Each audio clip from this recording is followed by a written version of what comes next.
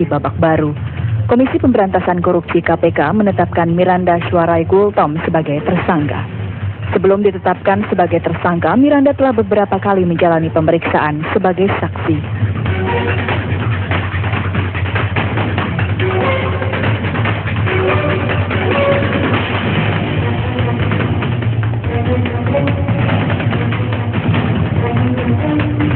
Peningkatan status Miranda dari saksi menjadi tersangka dilakukan KPK setelah melakukan gelar perkara. KPK mengaku memiliki bukti keterlibatan mantan Deputi Gubernur Senior Bank Indonesia ini dalam kasus cek pelawat. Saya sebutkan ya, yaitu membantu atau turut serta terkait dengan perbuatan NN melakukan dugaan tindak pidana korupsi, memberikan travel check pada anggota DPR RI 2009-2004 dalam pemilihan Deputi Gubernur Senior Bank Indonesia tahun 2004. Meski terkejut dengan penetapan dirinya sebagai tersangka, Miranda mengatakan akan mengikuti proses hukum yang berjalan.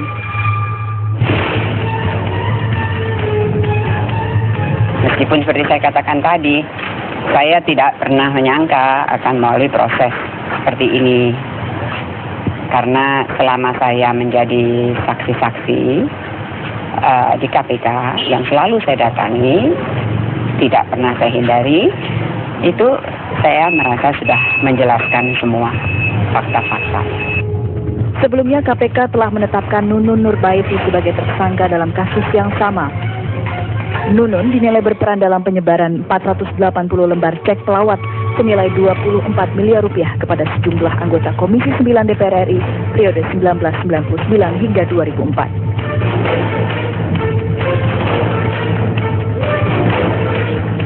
Kasus ini juga menyerat puluhan politisi Senayan yang menerima cek pelawat. Mereka telah menjalani persidangan dan dijatuhi vonis pengadilan. Beberapa dari mereka telah bebas setelah menjalani masa hukuman. KPK masih terus melakukan pengembangan kasus. Setelah menetapkan Miranda sebagai tersangka, KPK akan memburu penyandang dana cek pelawat.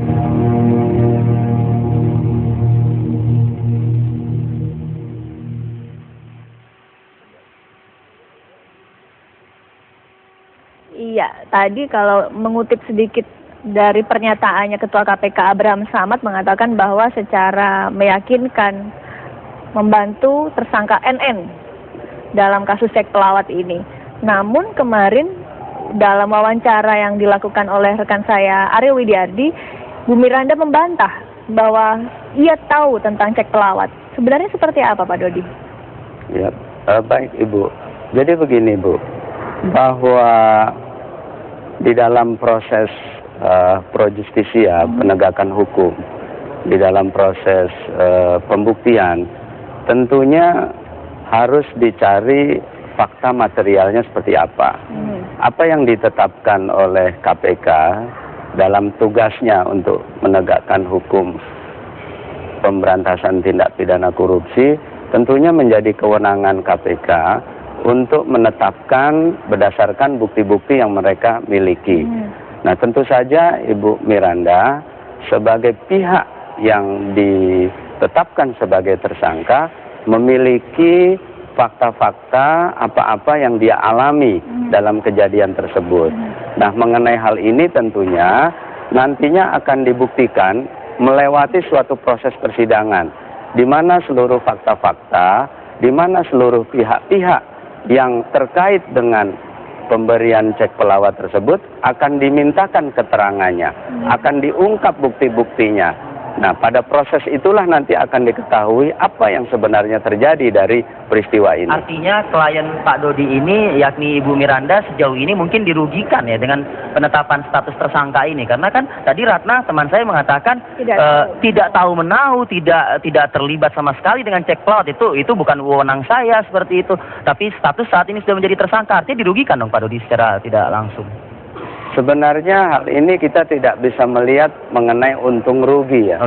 Tetapi memang Ibu Miranda sendiri di dalam keterangannya sangat menyayangkan dan tidak menyangka apabila mendasarkan kepada fakta-fakta yang terungkap di persidangan sebelumnya terhadap 30 anggota DPR saat itu, Ya. di mana di dalam faktanya tidak ada satupun yang menyebutkan pernah diberikan janji atau diberikan sesuatu Ya. dari Ibu Miranda. Nah, Oke. dengan fakta tersebut tentunya Ibu Miranda sangat terkejut dan kaget ya. Kenapa berdasarkan fakta tersebut dia ditetapkan sebagai tersangka? Namun demikian dengan proses berjalannya waktu, Ya. hampir sejak tahun 2008, hampir 3 tahun ini, nama Ibu Miranda selalu disebut-sebut di dalam konteks persidangan tersebut, di dalam konteks peristiwa ini sangat merugikan kepentingan Ibu Miranda. Oleh karenanya itu dengan penetapan ini di satu sisi terkejut, di sisi lain hal ini akan memberikan kesempatan untuk diungkapkannya fakta-fakta sehingga semuanya menjadi jelas nantinya. Untuk lebih mungkin memperkaya dialog kita pagi ini ya, ada baiknya mungkin kita cuplik sekali lagi begitu apa yang memang kemarin sempat dilontarkan kepada rekan kita Aryo Widiardi di program Kabar Petang pada saat kemarin memang Ibu Miranda bisa dan bersedia ditemui begitu oleh TV One kemarin. Mungkin kita lihat cuplikan tersebut apakah sudah siap? Oke, nampaknya masih belum siap. Ini Baik. kita akan mencoba mencuplik apa saja yang sudah diungkapkan Ibu Miranda kemarin sore ketika bertemu dengan rekan kami Aryo Widiardi. Kita kemudian satu hal tentang kedekatan dengan Nunun ya, itu juga akan dibahas dalam perbincangan kemarin sore. Ini dia. Pada saat ditanya apakah mengetahui mengenai cek pelawat, saya menyampaikan saya tidak tahu. Apakah pernah memberikan cek pelawat? Saya menyampaikan saya tidak pernah memberi. Apakah pernah menyuruh sponsor memberikan cek pelawat? Saya sudah sampaikan tidak. Saya dengan kepercayaan diri saya yang besar, karena saya yakin saya tidak melakukan itu. Awalnya tentunya lumrah kan kalau saya menganggap ya paling jadi saksi. Bahwa kemudian ditetapkan menjadi tersangka, ya terkejut. Ya, di ujung telepon sudah ada Pak Johan Budi. Selamat pagi Pak Johan Budi. Selamat pagi, Ratna. Oke, Pak Johan, ini kami membahas tentang bagaimana status Miranda yang saat ini ditetapkan sebagai saksi. Sudah ada Pak Dodi yang juga menjadi kuasa hukum Bu Miranda. Bu Miranda sampai sejauh ini mengatakan tidak mengetahui apa-apa tentang cek pelawat. Namun Pak Abraham Samad dalam konferensi persnya beberapa waktu yang lalu mengatakan bahwa sebenarnya dirinya ditetapkan sebagai tersangka, yaitu Bu Miranda, karena secara meyakinkan terbukti membantu saudara NN atau Ibu Nunun. Sebenarnya bukti-bukti apa saja Pak Johan yang mengarah ke hal tersebut?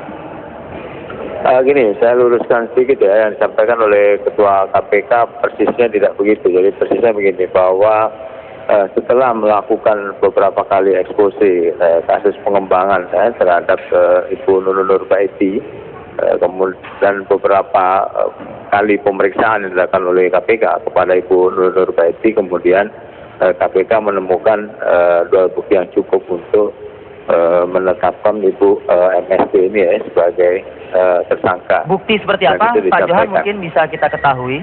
Ya tentu tidak bisa disampaikan ke publik secara terbuka ya. Dan kasus ini masih ongoing proses. Nanti di pengadilan saya kira tempat yang paling tepat untuk apa yang disangkakan oleh KPK, apa yang nanti argumentasi dari pihak terdakwa atau tersangka nanti bisa dituangkan di pengadilan. Nah hakim lah yang akan menentukan apakah sangkaan yang disangkakan oleh KPK itu memang terbukti ataukah tidak. Jadi belum ada kata-kata terbukti sampai hari ini. Mas hakim Johan, lah bisa memutuskan itu. Mas Johan, tapi sejauh ini pasal yang dikenakan kepada Ibu Miranda untuk penetapan status sebagai tersangka begitu adalah pasal penyuapan, Mas Johan? Iya, pasal 5 ayat 1 ya, Undang-Undang 3199. Kemudian juga ada kita junjukkan ke pasal 55 KUHP, artinya ada niat bersama-sama lah di sana, ada antara Ibu Nunun dengan Ibu MSD untuk memberi ya sesuatu kepada anggota DPR periode tahun 2004 dalam kaitan dengan pemilihan deputi senior Gubernur BI. Saya tertarik berbicara tentang pasal yang dikenakan kepada Ibu Miranda. Pada beberapa waktu yang lalu kami mengundang Pak Agus Condro datang ke sini. Pak Agus Condro tuh mewanti-wanti, mewaspadai bahwa begini, saya dikenakan pasal dalam persidangan itu adalah pasal gratifikasi. Sementara Bu Miranda dan juga Bu Nunun ini adalah kasus suap. Ini kan pasalnya berbeda. Jangan-jangan ini nanti bisa jadi celah dalam persidangan. Tanggapan Anda, Pak Johan? Saya kira nggak ada yang berbeda. Anggota DPR tahun 2004 yang lalu itu dikenakan pasal penerimaan ya. Penerimaan gratifikasi. Penerimaan sesuatu yang disuap. Suap. Gratifikasi itu apa sih? Gratifikasi itu sebuah pemberian ya. Ini pengertian ya, pemberian dalam kaitan dengan hal yang berkaitan dengan tidak selalu dalam tugas ya.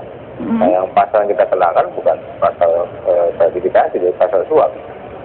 Misalnya anggota DPR periode yang tahun 2004 yang lalu. Nah, Ibu MSD ini adalah si pemberi yang kita contohkan ke pasal 55 dengan Ibu NN ini.